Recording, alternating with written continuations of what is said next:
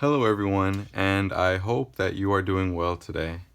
I'm Leroy, and today I will be doing a monthly oracle reading for the sign of Aries for the month of September 2021.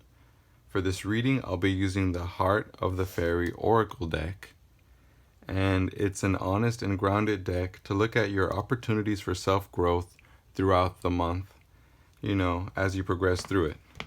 This reading is applicable to those with Aries sun, moon, or rising, and I hope that you benefit from these messages I share. Now let's go ahead and get into the reading. I'll be pulling 2 cards for each week of the month, plus an additional card for the overall energies of the month. So this is going to be for Aries, September 2021. Opportunities for self-growth. Aries, September 2021.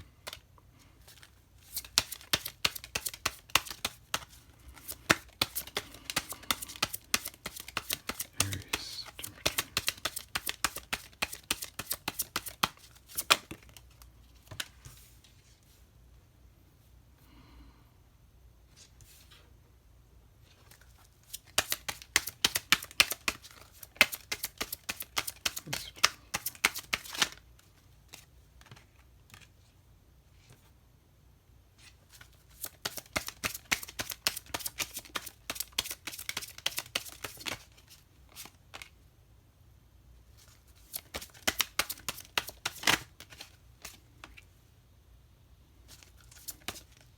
Oops.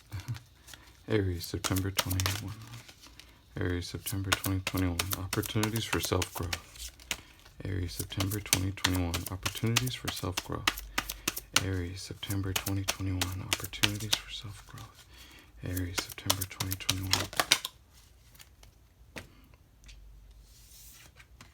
Okay.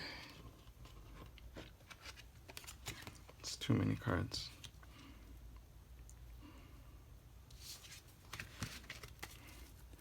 Let's see. All right. And one more for Aries, September 2021. Opportunities for self-growth.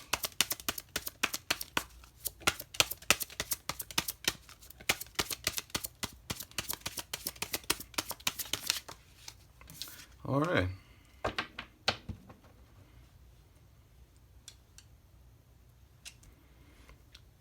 All right, Aries, let's see what the cards have to say to you today.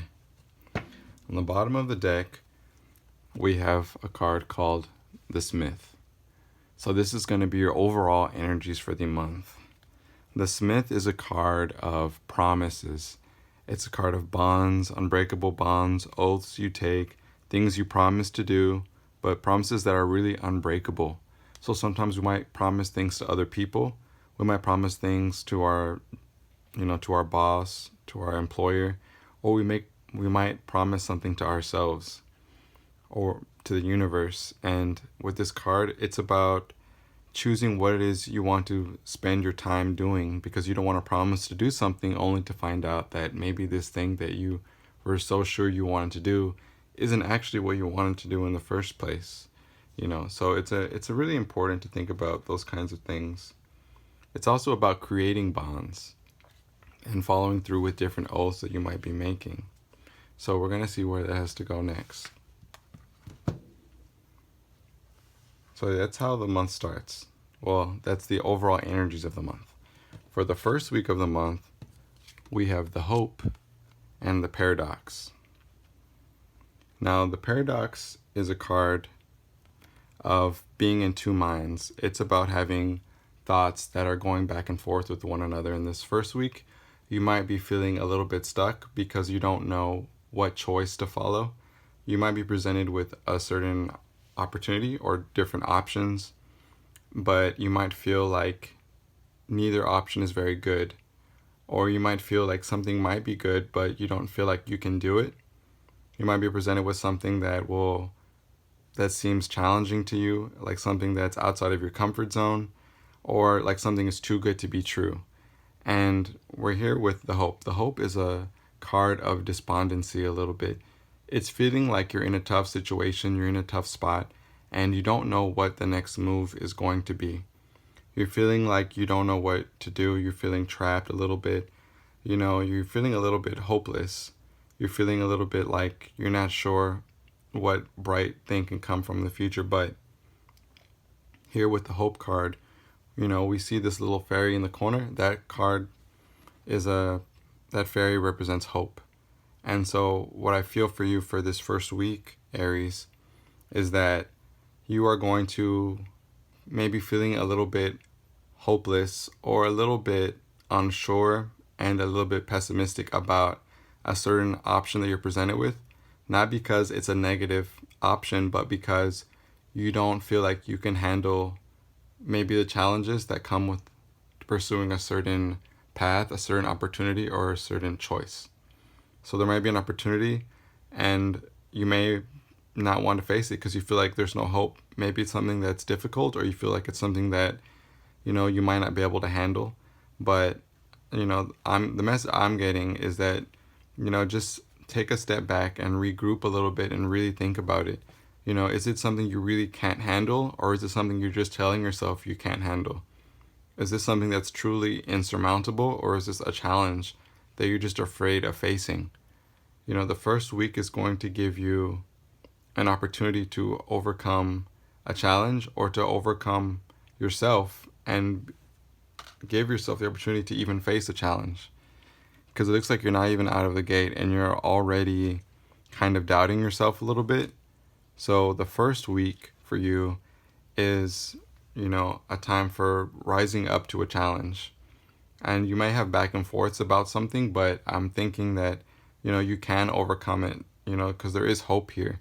But it's about whether or not you choose to, look up and notice the hope that's being presented to you in regards to certain choices or opportunities that are being presented to you in this first week. The second week, we have the question and we have the heartless love.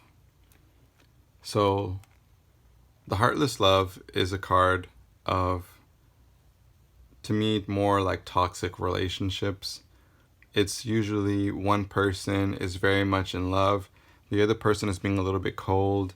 It can be a card of somebody leading another person on. Somebody who acts very passionately, but, 1 minute and then the next minute they just grow completely cold and distant.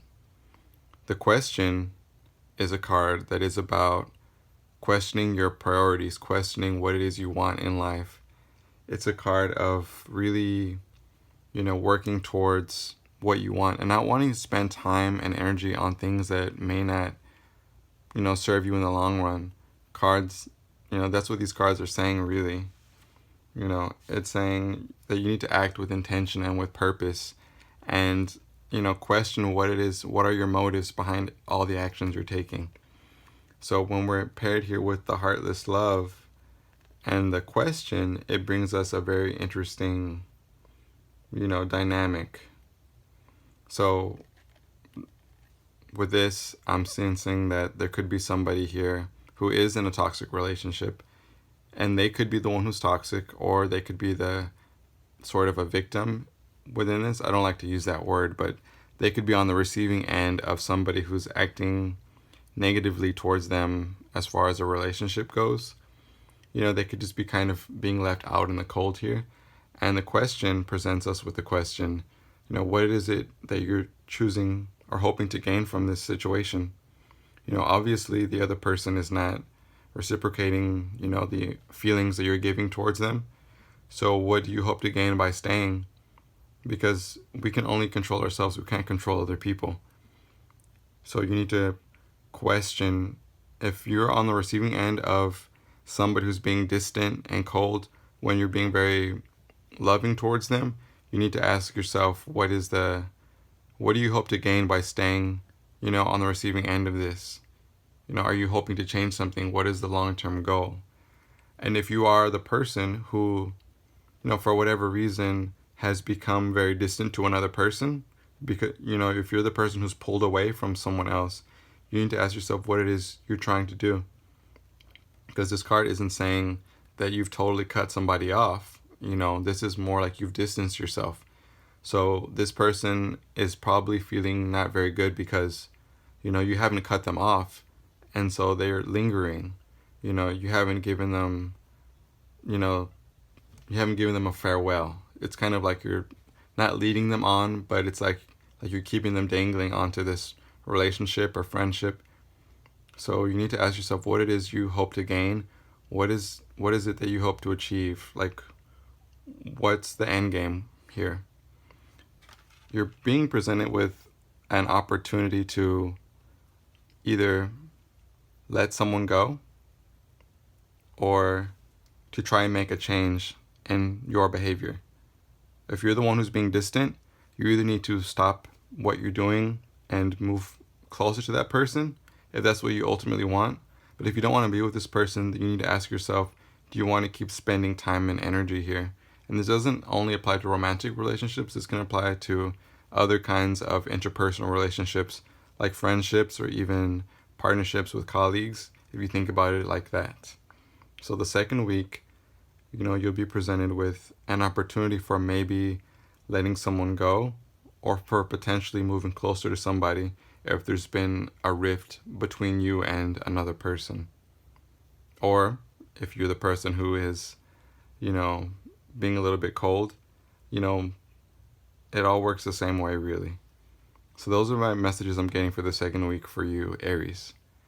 The third week of September, we have the Queen of Bedlam and the Child.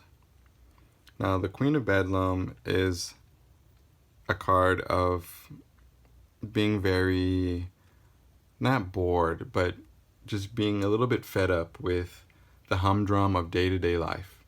You feel like you've been doing the same routines every day, and you feel like you're losing your mind just going through the regular tediousness of daily chores. The Child is a card of, pure joy. It's about viewing things from the perspective of a child. It's about pure delight. These two together, I'm sensing that, with this card, it's just saying that you're just feeling a little bit drained. You're feeling a little bit tired. In this third week, you might be suffering from a little bit of low energy, so you don't have the energy or the mental energy to deal with just regular day-to-day responsibilities, and to the point that you're feeling a little bit frustrated. So in order to alleviate those feelings, you might just need to give into your frustration and do something that'll help you to release those energies, because you don't want that pent up inside of you. So in the third week, it's a good time to focus on doing very stress-free or stress-relieving activities to help, bolster your energy levels and to help you release and let go of any pent-up frustration or annoyances. And aside from doing things to help relieve stress, the message from the Child is to indulge in things that bring you a lot of joy. Like, not just regular joy, but a childlike sense of joy and pure delight. It's about viewing things from that childlike perspective and going through life with that. And by doing so, you will not have to view things from the lens of an adult who's weighed down with responsibilities. You'll be viewing things from a different perspective, which will allow you to detach from all those negative emotional associations you have with your day-to-day chores and things that you have to be responsible or a caretaker over. So in the third week, you might be feeling a little bit tired, a little bit annoyed and frustrated with, the humdrum of daily activities, daily responsibilities. But just try to relieve some of your stress doing things that bring you pure joy and pure delight. And try to view things in a different way, so that way you won't feel so strongly towards, the things you do on a regular basis. Because if you allow yourself to have such a strong negative emotional response to daily things, it's going to become unbearable for you in the long run. In the last week of September 2021 for Aries, we have the Lady of Sorrows and the Queen of Shadows. That's a very powerful and profound pairing. So the Lady of Sorrows is a card of being hurt. Somebody has hurt you. Maybe many people have hurt you. It's a card of holding on to grudges. It's a card of building up walls to keep you safe from heartbreak. You know, every time somebody does something against you, somebody hurts you emotionally, somebody takes advantage, or you feel betrayed, you know, you build that wall even higher, you fortify it. You know, you're building up walls, but you're never going to heal because you have all these walls built up around you. And, you know, it's going to be really hard for you to move forward in life because you're walled in. And yes, you're protected from being hurt again, potentially, but you're also blocking yourself off from feeling the good things that emotional relationships and friendships have to offer. Paired with the Queen of Shadows, the Queen of Shadows is the big shadow work card. It's a card of the things deep down within yourself, the things that are repressed, the things that you hide, the things you don't really look at, the things you don't deal with. It's emotions that you push down within yourself because you don't want to deal with them. You don't want to face them. You know, memories that you wish you could forget or erase from your mind because they hurt too much to deal with. And because of that, you haven't dealt with them. But the problem with pushing things down and not dealing with them is that they don't go away. They stay there and they find a way to affect your daily life. They find a way to affect your relationships going forward.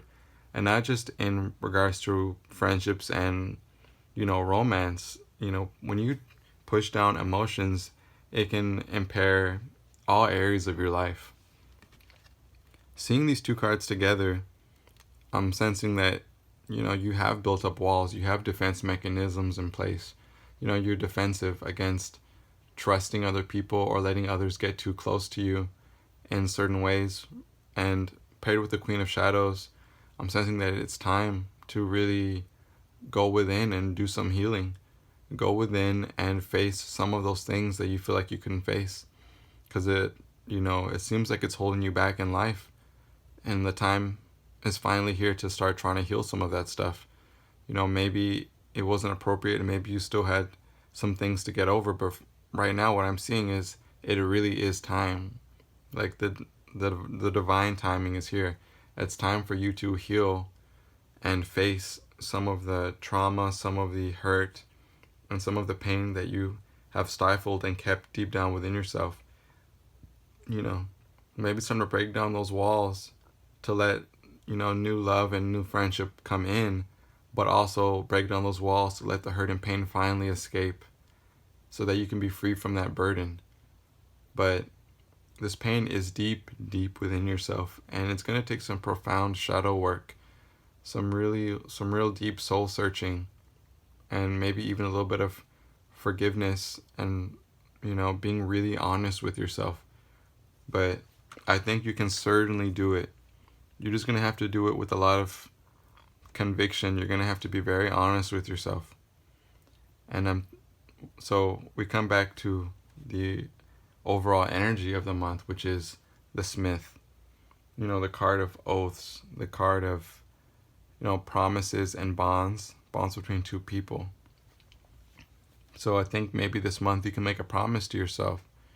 You know, a promise that you will, you know, you won't let self-doubt stop you from, you know, following through with certain challenges, even if you feel like they're outside of your comfort zone or if you feel like they're outside of what you're capable of doing.